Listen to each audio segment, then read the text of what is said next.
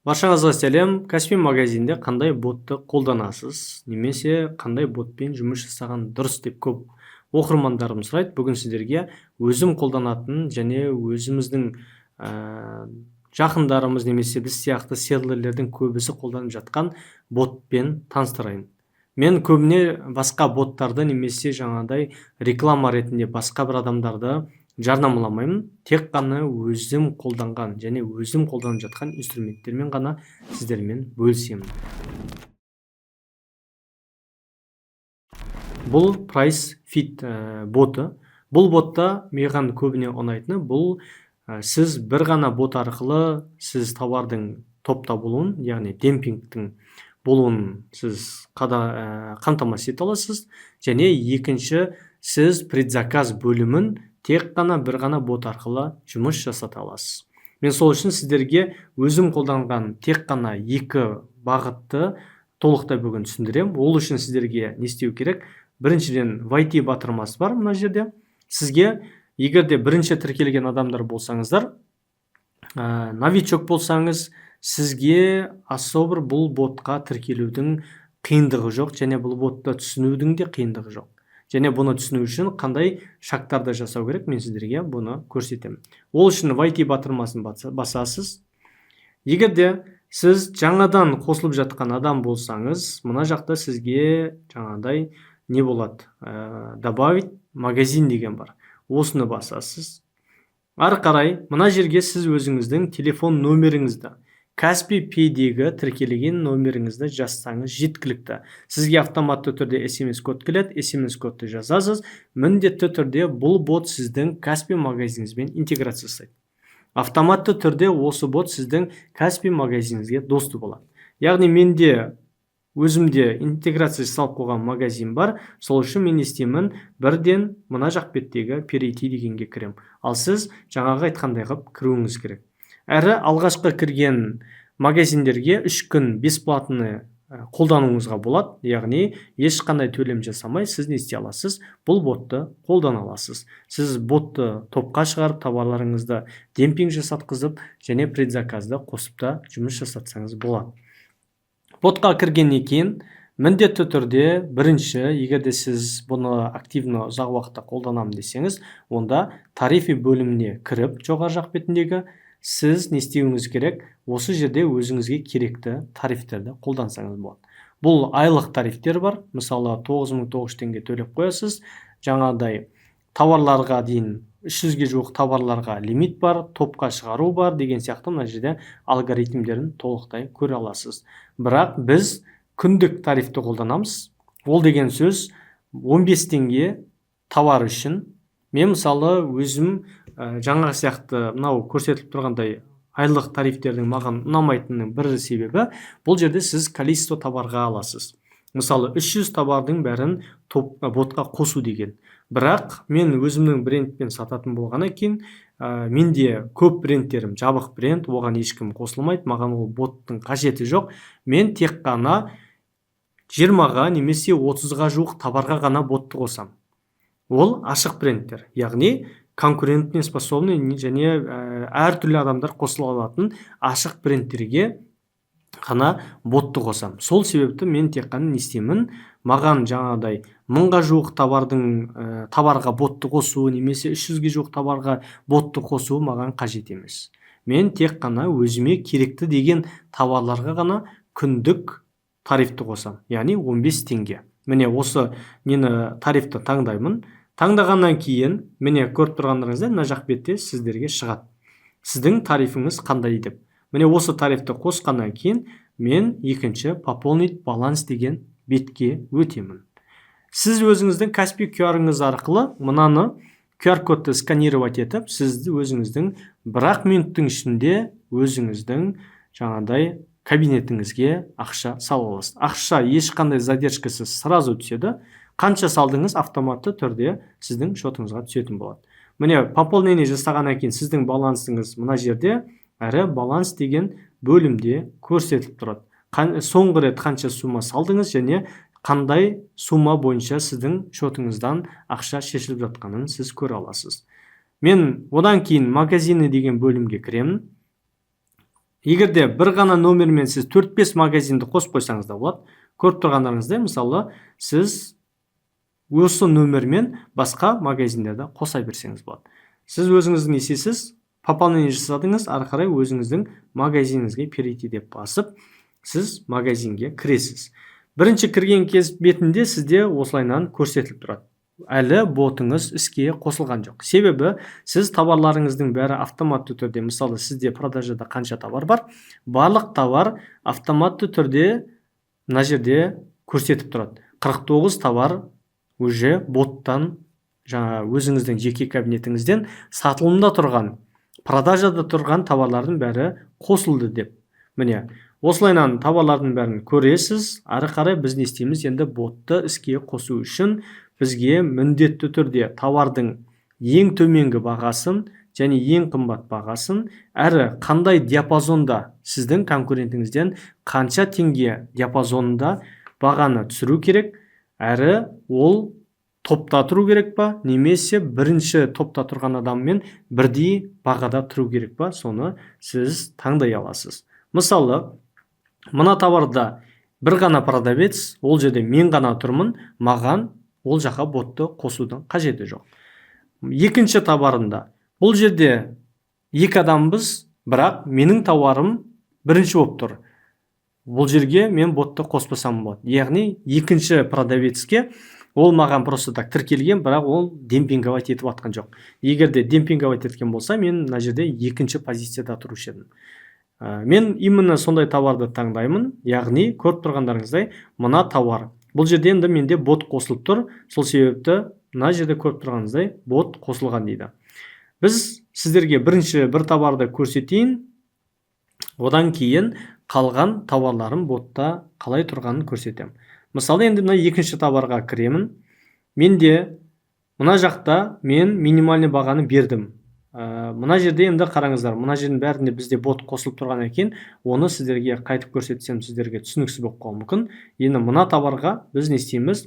Біз минимальный товарды береміз. Ең минимальный товар бұл 30.000 теңгеге дейін түссе, мен минусқа сатпаймын. Сол үшін минимальный товардың бағасын бердім.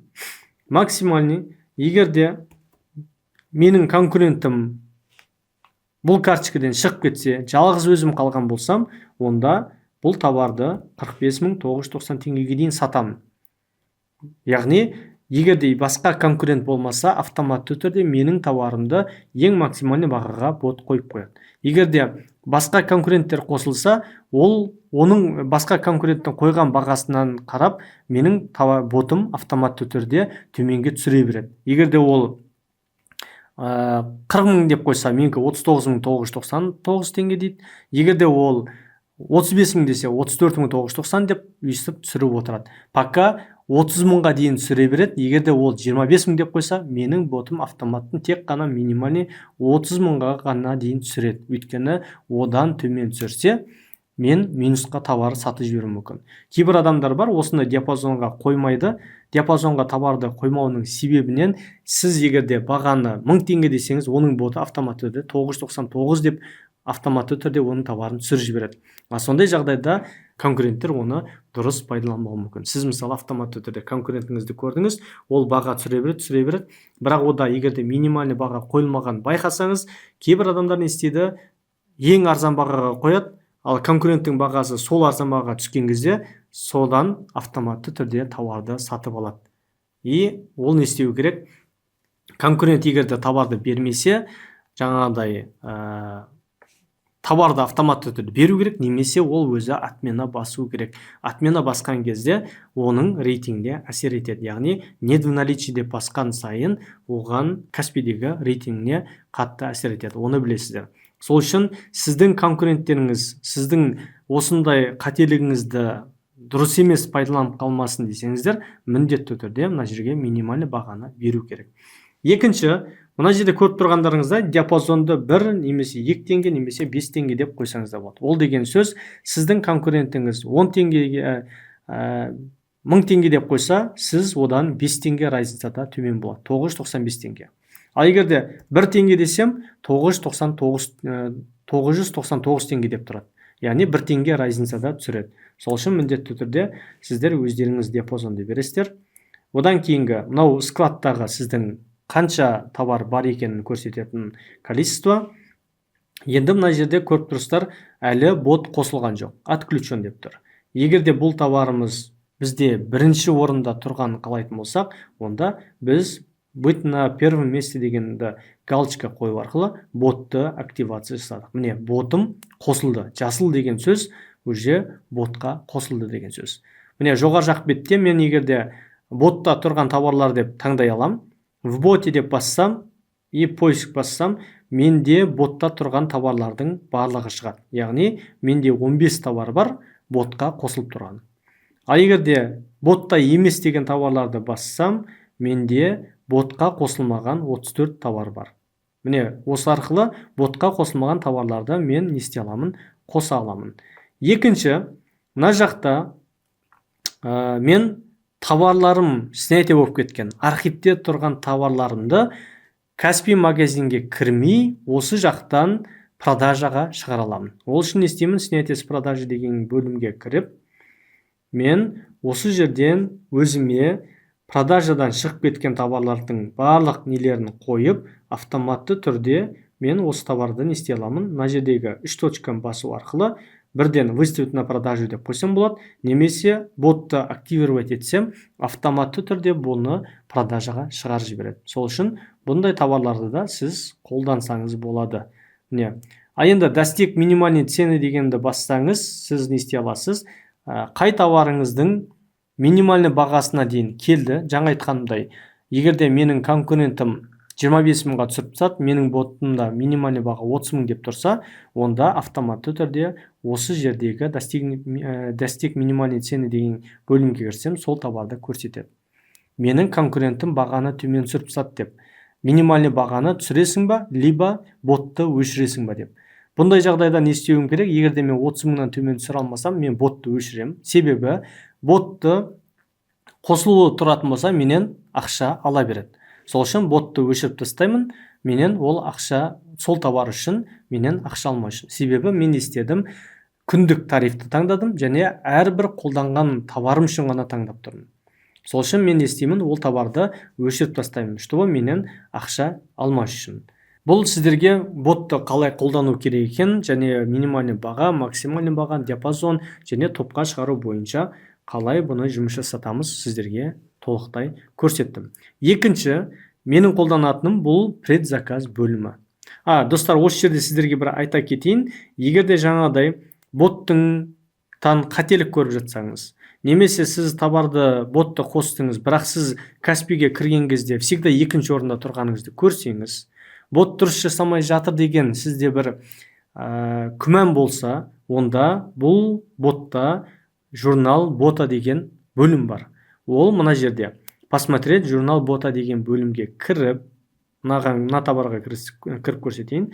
Мына товарға осыған кірсеңіз, бұл боттың соңғы рет қашан товарды топқа шығарғанын көре аласыз. Міне, яғни дәл қазіргі сағат 12:16, міне 12:16-да бұл товарды топқа шығарды. Яғни мен Каспи магазинге кіріп көремін, товарым топта тұр екен. Көріп тұрғандарыңызда, яғни бұл боттың маған бір жақсы ұнайтыны, 2 минут сайын автоматты түрде, даже 2 минутқа жетпей, даже 1 минуттың ішінде бұл сіздің ботыңыз реагировать етеді. Міне көріп тұрыңыздар, 12:15-тен 11 кеткен кезде топқа шығарған, и менің конкурентім артынша қайта топқа шығарған, и менің товарымды қайтадан 1 минутқа жетпей қайтадан топқа шығарып тұр. Көрдіңіздер ғой?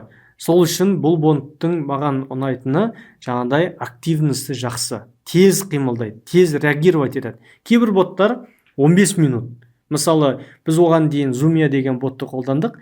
Біздің товарымыз тұрады, 15 минуттан кейін ғана, мен егерде 10 минуттан кейін қарасам, товарым әлі 5-ке кетіп қалған, немесе топ 10-ға түсіп кеткен, бот 15 минуттан кейін бірақ реагировать етеді, топқа шығарады.